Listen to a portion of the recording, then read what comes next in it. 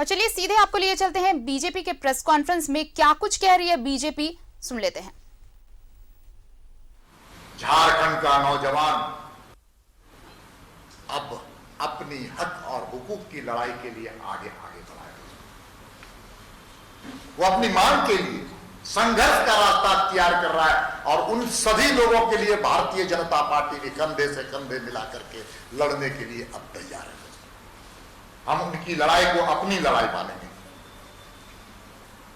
दोस्तों, अब सब जानते हैं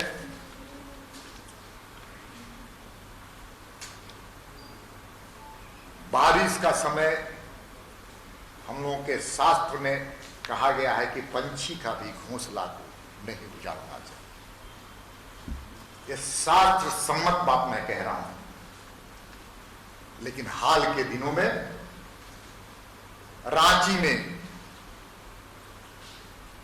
ऐसे कई घरों को नोटिस दिया गया बिना लैंड इंक्रोचमेंट एक्ट का पालन करते हुए, और उनके घरों में तोड़ने के 24 घंटे का समय दिया गया। ये कौन सा काला कानून? ये आपातकाल की याद दिला रहा है कि जिस प्रकार से कांग्रेस के समय में तुर्कमान गेट था, हम लोग 74 में काम करते थे, 77 में हमको याद है आपातकाल में दिल्ली के कई महलों को गिराने का काम, तुर्कमान गेट के सामने जितने घर थे वो गिराने का काम कांग्रेस के लोगों ने किया था। वही पहले उनको पुनर्वास, उसके बाद विस्थापन। अब तो सूचनाएं और शहर से छोड़कर गांव की ओर भी में आरआरडीए नाम का एक संस्थान, आरआरडीए, जहां पर भ्रष्टाचार का एक नया खेल प्रारंभ हुआ है। दोस्तों, ग्रामीण क्षेत्र में जहां पर उनके अधिकार क्षेत्र में नहीं है, उन घरों को भी नोटिस दिया जा रहा है जो ग्रामीण क्षेत्र में घर बनाए हुए हैं। ये है काला कानून, ये है काला शासन। दोस्तों, भारतीय जनता पार्टी की मांग है गरीबों के घर, गरीबों के लिए अन्न की चिंता करने वाली पार्टी का नाम भारतीय जनता पार्टी।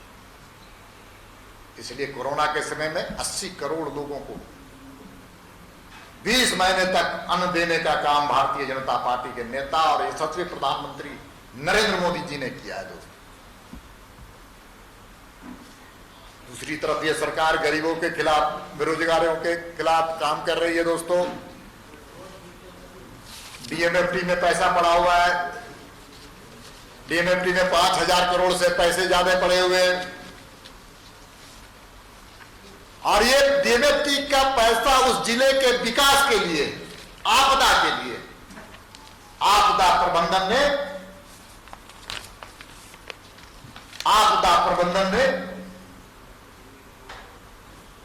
केंद्र के आपदा प्रबंधन ने उनको निर्देशित किया है कि इन पैसे का उपयोग आपदा में जो पीड़ित है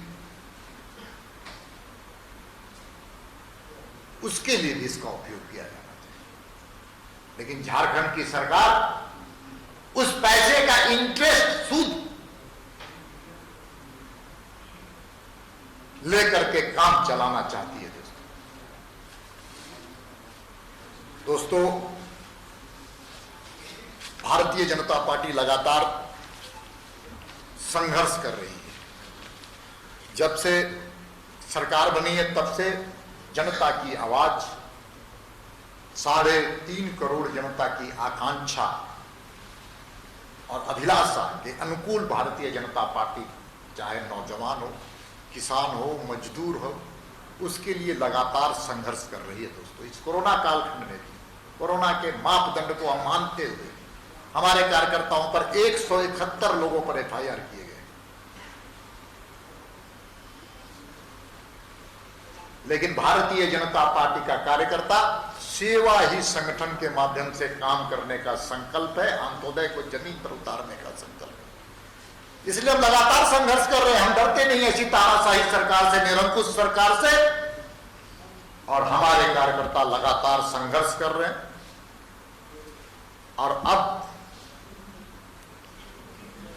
हम लोगों ने तय किया है कि कानून व्यवस्था के सवाल पर और रोजगार के मुद्दे पर हम सड़क पर आंदोलन करने के लिए तत्पर हैं। और इसीलिए 20 तारीख से 20 अगस्त से लगातार, हाउस 13 तारीख को खत्म हो जाएगा, 20 तारीख के बाद 20 तारीख से हम इस सभी मंडलों में बड़े बड़े कार्यक्रमों का आयोजन हम लोग करेंगे। ये अलग बात।